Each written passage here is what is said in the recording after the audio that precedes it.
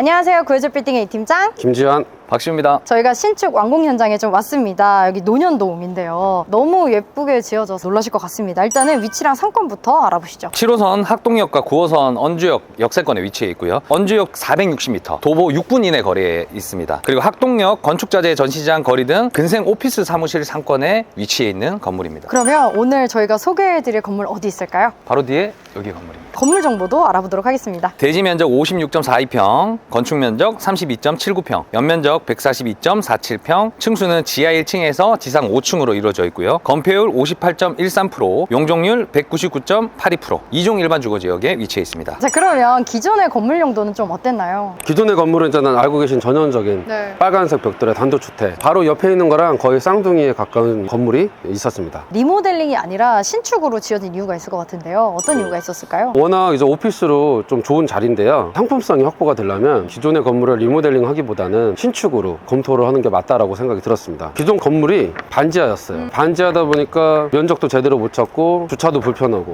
근데 이런 것들은 리모델링으로 해소가 안 되잖아요. 네. 여기는 금액을 어설프게 아끼는 것보다 신축으로 해야 상품성이 나올 것 같다. 네. 그래서 방향성이 신축이었습니다. 그러면 신축 완공 포인트들이 좀 여러 개 있을 것 같은데 간략하게만 좀 짚어주신다면 어떤 게 있을까요? 유지관리에 편하게 공사적으로 취할 것들은 취했고요. 네. 지금도 임대를 저희가 사옥으로 마치려고 다양하게 홍보를 하고 있는데, 이렇게 사옥 상형의 건물은 건물이 예뻐야 돼요. 손님들 모시고 영업에 도움이 되고 직원들의 쾌적함을 위해서 이렇게 사옥으로 투자를 하시는 거거든요. 그래서 건물은 퀄리티 있게, 네. 하지만 가성비는 늘 좀 세 가지로 볼 수 있겠네요. 편리하고 예쁘고 가성비 갖췄다, 이렇게 보시면 될 것 같습니다. 자세한 거는 저희가 하나씩 보여드리면서 설명드리도록 하겠고요. 주차장이 기존 좀 불편했다고요. 주차를 이렇게 필로티로 뽑는다는 거는 주차를 우선시하는 건데, 사선 제한을 받는 지역에서는 용적률 찾기가 수월해요. 이게 뭐냐면 1층이 전용 공간이 없으니까 용적률에 포함이 되는 게 없어요. 그러면은 1층을 띄워놓은 상태에서 위에서 사선 제한을 받아가면서 전부 다 용적률을 찾아야 되는 거죠. 주차를 많이 갖추는 건물인 사선 제한을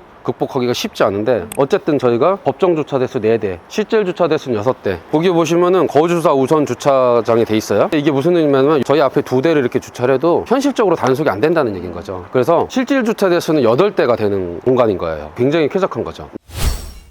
저희가 이제 입구로 들어가기 전에 주차장 쪽도 좀 포인트들이 있어서 보여드리면 좋을 것 같아요. 대표님, 어떤 포인트들이 있을까요? 천정에 흔히들 알고 계시는 SMC 판넬, 텍스 뭐 이렇게들 하시는데, 저희가 알루미늄 루바를 했어요. 네. 그리고 사이에 조명을 이렇게 일자형으로 넣었어요. 그래서 깊은 방향성을 줬고요. 그 위에 빈 공간이 있어요. 여기서 딱 느끼시는 개방감이 또 한 계단 더 크게 느껴지는 거예요. 이미 건물은 3m 이상으로 높지만 그 안에를 노출로 하고 루바로 했기 때문에 사옥으로서 규모감, 시원스러운 그런 것들이 저는 입구에서부터 느껴질 수 있도록 했고요. 하자 기간을 굉장히 이제 길게 봐드리는 편이기는 한데, 그럼에도 불구하고 10년 뒤, 20년 뒤는 어떻게 될지 모르잖아요. 타일 몇 장 깨지고 문제되면은 교체를 해야 될 건데, 그때 가서 이런 타일이 안 나오죠. 근데 지금 보시는 거는 되게 무난한 사이즈의 흔한 논슬립 타일이고요. 이런 것들이 좀 유지관리가 편하게, 교체가 편한 그렇게 했고, 그리고 보시면 기둥이 노출 콘크리트 마감인데 되게 많은 막 건축 작가님들께서 노출 콘크리트를 하잖아요. 근데 노출 콘크리트 되게 비싸요. 그리고 유지 관리가 되게 어려워요. 이유가 뭐예요? 좀 때가 많이 타요. 소재의 특성상. 노출 콘크리트를 지나가다가 보시면 때가 많이 탄 것들을 보시는데, 사실은 고압 살수 세척하면 깨끗해집니다만은 꼬마 빌딩을 그렇게 관리하기는 쉽지 않잖아요. 여기 같은 경우는 그 약간 중간이에요. 노출 콘크리트는 노출 콘크리트용 송판 거푸집이 따로 있는데, 여기는 일반 거푸집, 좀 매끄러운 일반 거푸집 평범하게 써놓고 한번 이제 갈아내면서 마감을 하고 착색을 한번 한 거예요. 자, 이게 굉장히 저렴합니다. 일반 노출 콘크리트는 비싸다. 전용 거푸집을 써야 되고 관리도 어렵다. 근데 지금 노출 콘크리트지만 이렇게 저희가 그냥 중간 지점으로 손이 한 번 가는 정도의 수준으로 해놓으면 철근 콘크리트에 미장하고 페인트 칠하는 것보다 훨씬 디자인적으로 세련되면서도 유지관리가 편하다. 그렇게 말씀드릴 수 있을 것 같아요. 지금 벌써요, 여러분, 바닥, 기둥만 가지고 얘기했는데도 편리함, 유지관리, 가성비, 예쁨 벌써 다 나왔거든요. 그것들 참고하시면 좋을 것 같아요. 실제로 봤을 때 훨씬 더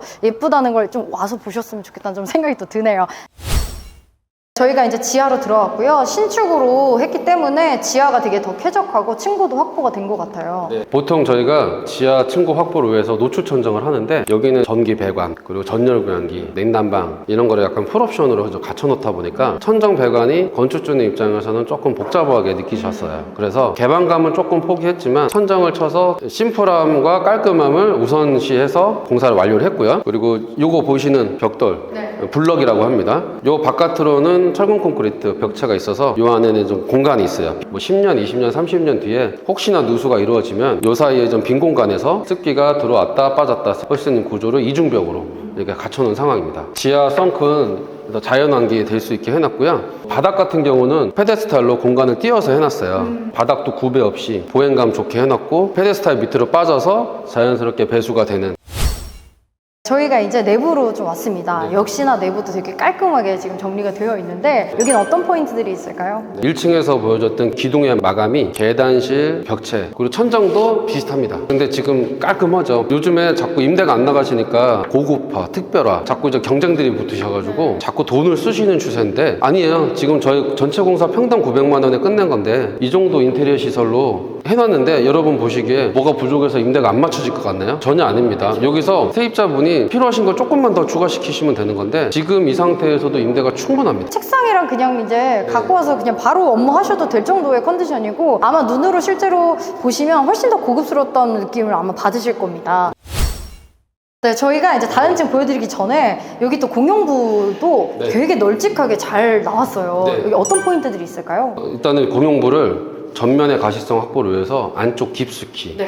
도로에서 정반대편 안쪽으로 들어가 있고요. 그리고 장애인 엘리베이터 통해서 딱 내린 상황인데 장애인 엘리베이터 앞에는 가로 세로 1.4m의 폭을 확보하게 돼 있어요. 그래서 앞에가 그냥 자연스럽게 네. 그 복교에서 좀 시원하게 빠졌고 마감 상태를 조금 설명해 드릴게요. 노출 콘크리트 전용 노출 콘크리트 아니에요. 네. 보급형 노출 콘크리트입니다. 근데 이제 손색이 없어요. 보시다시피 계단 밑에도 똑같이 마감 처리했고요. 그리고 보시면 계단 난간 그냥 무난하고 평범한 평처리예요. 그리고 계단 바닥 타일 관공서에나 쓸 법한 평범한 타일이에요. 제가 이렇게 한 건물을 뭐 평범하다 별거 아니다라고 왜 이렇게 약간 낮추듯이 말을 왜 드리냐면 강남에 주택가 꼬마 빌딩 오피스 공급이 넘쳐서 경쟁이 워낙 심해지니까 건물주들 사이에서 잘해야 된다, 최상으로 해야 된다, 더 신경 써야 된다. 안 그래도 비싼 공사비를 그리고 안 그래도 두려움에 떨고 계신 분들한테 돈을 자꾸 더 쓰는 방향성이 어느새 트렌드로 잡혔어요. 그럴 거면 투자를 권유드리면 안 됩니다. 공실 불안하고 하면 투자하면 안 되죠. 돈을 더 써야 되는 어떤 이런 방향성이 저는 되게 우려스럽고 걱정스러워요. 되게 평범하고 무난한 자재를 썼는데 비싼 자재 하나도 없는데 시공이 꼼꼼하고 디테일이 깔끔하니까 시원스럽고 깔끔하잖아요. 저렴한 자재와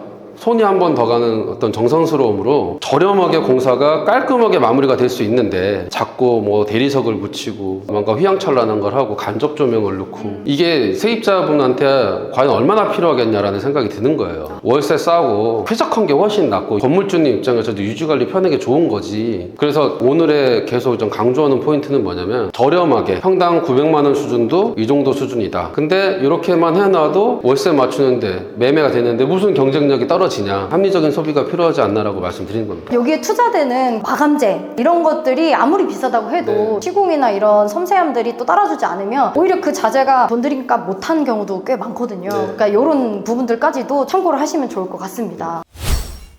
저희가 이제 테라스로 좀 나와 있습니다. 저희 건물주님께서 되게 큰 의류 브랜드를 운영하고 계세요.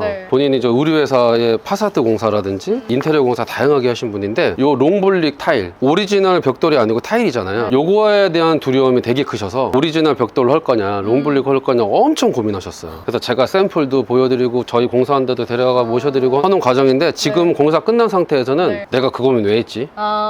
지금은 1도 느껴지지 않고 신경을 안 쓰세요. 근데 궁금한 게 어떤 부분에서 그걸 좀 걱정하셨던 거예요? 이게 오리지널처럼 안 느껴지는 거가 싫으셨던 거예요. 저렴한 소재도 깔끔하게 비싸 보이고 합리적으로 보일 수 있는 시공 방식이 있어요. 여기 보시면 얘하고 얘하고는 붙어 있습니다. 얘하고 얘하고는 떨어뜨려 놨어요. 매지를 넣었죠. 그리고 매지도 살짝은 깊게 넣었어요. 평평하게 넣지 않고. 이런 디테일 때문에 저렴한 마감재도 충분히 전 강남에서 통하는 깔끔한 마감재처럼 보일 수 있는 거예요. 시공 방식은 이거 말고도 또 있습니다. 매지를 더 깊게 넣는 방식도 있고 더 다양하게 또 있고 요거는 샘플 시공을 통해서 건축주님께서 이제 오케이 하신 케이스입니다. 약간 요리 같은 것 같아요. 식재료가 싸다고 해서 저렴한 음식만 나오는 게 아니라 고급 요리도 나오잖아요. 맞아요. 그런 것처럼 어떻게 하느냐의 기술력의 차이가 많이 두드러지는 것 같습니다. 이런 결과물이 평당 900만 원에 저희가 완료를 했잖아요. 전체 공사비가 1억 5천만 원 정도 아껴졌어요. 건물 연면적이 142평이지만 서비스 면적까지 합치면 180평 정도 되거든요. 지금 말씀드린 평당 900만 원은 서비스 면적 기준이 아니에요. 서비스 면적 기준으로 치면 평당 700만 원대에서 공사가 마무리가 된 거예요. 평당 700만 원대에서. 근데 연면적 기준으로 평당 900만 원이에요. 그러니 지금 건물주님께서는 남들보다 공사비가 1억 5천 아껴졌으니 조금 더 월세 수준을 낮추셔도 되는 상황인 거예요. 그런데 세입자는 싼데 뭐 건물의 상태가 안 좋아서 싸냐? 아니에요. 누리시는 거는 퀄리티는 전혀 떨어지지 않으면서도 월세는 남들보다 조금 더 싸게 세팅할 수 있는 경쟁력을 갖추신 거예요. 건물주분도 세입자분들도 두 분 다 만족하실 수 있는 조건이 맞습니다. 오늘 건물의 기준이 되지 않을까라는 생각이 좀 듭니다. 자, 옥상으로 또 이동을 해서요. 저희가 전체적인 또 정리와 함께 투자 이야기 또 나눠보도록 하겠습니다. 네. 옥상 어떻게 정리가 됐을까요? 사옥으로 들어오면은 여기가 대표님들의 어떤 사적인 그리고 직원분들의 휴게 공간 이렇게 사용되는 공간이라 야외용 의자들 테이블들 깔고 나면 조금 프라이빗한 거를 좀 원하시는 경우가 있더라고요. 그래서 조금 담장을 높게 했어요. 난간인데 이 난간을 조금 높게 해서 감싸고 있는 듯한 느낌. 하지만 주변에 좀 고층 빌딩들이 이렇게 보이니까 가리는 듯한 느낌은 또 없습니다. 이렇게 해서 공사 전체적인 기간 어느 정도나 걸렸나요? 총 공사 기간은 10개월 정도 걸렸습니다. 저희가 이렇게 해서 신축에 대한 이야기는 좀 나눠봤고요. 이사님 모시고 주변 시세부터 이 건물의 가치는 얼마나 될지 알아보도록 하겠습니다. 일단은 주변 시세부터 한번 알아보도록 하겠습니다. 현재 물건 주변에 리모델링이나 신축 등 이제 밸류업이 좀 필요한 건물들이 평당 한 1억 4천 정도까지 나와 있어요. 그리고 밸류 완료된 건물들이 보통 한 1억 6천에서 2억대까지도 형성이 되어 있습니다. 실거래가 자체도 주변에 거래됐던 게 1억에서 1억 중반 정도까지가 거래되고 있는데 본 건물도 지금 이제 바로 이제 공사 완공하시고 지금 바로 또 매각을 진행하고 계세요. 현재 1억 5천에 매매가는 85억에 매각을 진행 중이십니다. 네, 그래도 아까 말씀 주신 요즘 시세보다 조금 저렴하게 좀 내놓으신 것 같아요. 네. 사실은 강남에 너무 좋은 지역에 딱 자리를 잡으셔서 쉽게 파실 생각이 없으셨어요. 월세를 한 통으로 2천만 원만 맞추겠다 생각하셔서 했는데 굉장히 이제 많은 분들이 오셨는데 거꾸로 직접 사옥으로 쓰고 싶은 분들의 매매까지 같이 검토가 이루어지는 걸 보고서 그래요, 뭐 매매도 한번 생각해 볼게요 라고 왔는데 저는 여기에 좀 전체적인 매수가, 원가 네. 다 알고 있잖아요. 그래서 제가 대표님 85억 너무 욕심부리지 마시고 좀 깎아주세요. 제가 많이 내고를 해서 좀 받아놨어요. 임대료는 어떤가요? 현재 주변 임대료가 뭐 3년 이내 이제 신축된 건물들이 보통 이제 통임대로 한 15만 원에서 16만 원 정도 맞추고 있어요. 네. 근데 저희 건물 같은 경우는 지금 보증금 2억에 월 2천만 원, NI로 따지면 한 13만 원에서 14만 원 그 사이에 지금 맞추고 있는 중이거든요. 그러니까 아무래도 건물주분이 공사비도 조금 절감을 하셨다. 뭐 크게 욕심을 안 내고 빨리 맞추고 빨리 매각을 하자. 이런 네. 생각인 것 같습니다. 관심 있으신 분들은 연락을 따로 주시면 좋을 것 같고요. 추천하는 MD 구성 어떤 게 있을까요? 근데 이 지역이 지금도 이제 사옥으로 좀 많이 퍼져나가고 있는 것 그쵸. 같아요. 이 동네 분위기 자체가 고급진 동네 약간 한적한 느낌. 근데 이제 사옥 찾으시는 대표님들이 꼭 이런 곳을 선호를 합니다. 사옥으로 뭐 더할 나위 없이 적합한 자리 아닌가. 네, 그렇게 무엇보다 이 지역에 주차가 되는 오피스를 찾기가 없습니다. 굉장히 네네. 어려운데 일단 주차부터가 너무 편리하니까 눈여겨보시면 좋을 것 같습니다. 자, 이후에 예상되는 시세 차이가 어떻게 보시나요? 대표님한테 내고를 해주신다고 했지만은 85억으로 만약에 매각을 진행했을 시 취득세, 그 다음에 필요경비, 공사비 다 들어가서 법인세까지 내고 난 뒤에 시세 차익이 10억 정도 발생할 걸로 생각하고 있습니다. 자, 이렇게 해서 저희가 오늘의 신축 현장을 좀 보여드렸습니다. 아까 말씀드린 것처럼 관심 있으신 분들은 아래 번호로 연락 주시면 좋을 것 같고요. 그 외에 신축이나 리모델링 상담이 있을 경우에도 아래 번호로 연락 주시면 될 것 같습니다. 참 건물 투자라는 게 쉽지는 않은 것 같아요. 좀 누가 맡아서 처음부터 끝까지 해줬으면 좋겠다라는 마음을 항상 가지시는 것 같은데 그래서 저희가 진행하고 있는 프로젝트들이 있죠. 인생 빌딩 찾기 프로젝트가 정확히 어떤 걸까요? 옛날에는요, 건축 인허가 받아서 공사 지으면 됐어요. 어떤 형태의 건물을 어떻게 용도로 지으면 되는지도 뻔했습니다. 근데 지금은 고민할 것도 많고 시공 프로세스도 너무 복잡해졌어요. 심의도 뭐 한두 가지도 아닙니다. 이 모든 절차들을 일반 건물주께서 밟아 나가실 수가 없어요. 안 그래도 고금리 시대라 들어지면 들어질수록 손해입니다.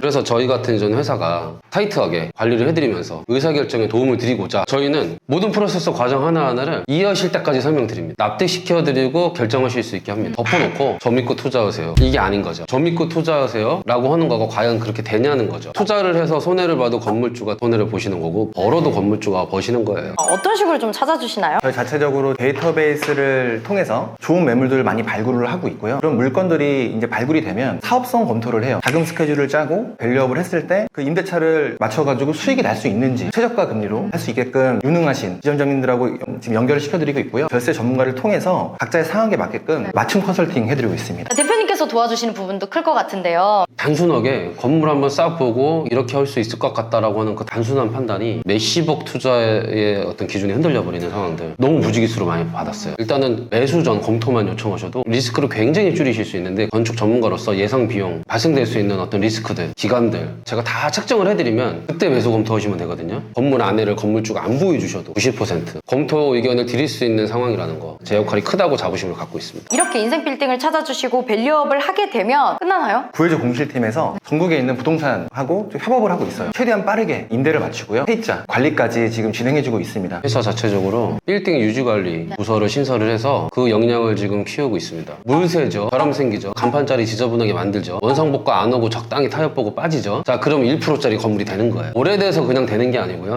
관리를 안 해서입니다. 결국엔 밸류업도 중요하지만 이 밸류업된 가치를 떨어뜨리지 않게 계속 유지하는 것도 굉장히 중요하다. 근데 보통 이런 프로젝트를 진행을 하면 컨설팅이라고 해서 비용을 좀 받더라고요. 저희는 컨설팅 비용을 받질 않아요. 투자자분들이 병원의 원장님도 계시고 뭐 로펌에 계시고 다들 저는 머리 좋고 똑똑하신 분이니까 숨길 수 없어요. 저희 구조를 알려드리자면요, 중개팀에서는 중개수수료만 받으면 됩니다. 공사팀은요 수익률 10%만 나면 돼요. 그걸로 충분합니다. 같은 저희 건물 안에서 중개팀, 공실팀, 매각팀, 건축사님 우리가 계시고 우리 디자인팀 상주에 있으니까 일이 어렵질 않으니 굳이 추가적인 비용도 안 받아도 되는 겁니다. 제가 그런 구조를 갖춰놨습니다. 건물을 찾고 싶은 분들도 계실 텐데 혹은 노후 건물을 갖고 계신 분들도 계실 것 같아요. 내 건물이 혹시 인생 빌딩이 되진 않을까 검증해보고 싶으신 분들도 저희 시공자로 연락 주시면 저희가 또 체크해드리도록 하겠습니다. 그럼 저희는 다음번에 더 좋은 현장에서 인사드리도록 하겠습니다. 안녕.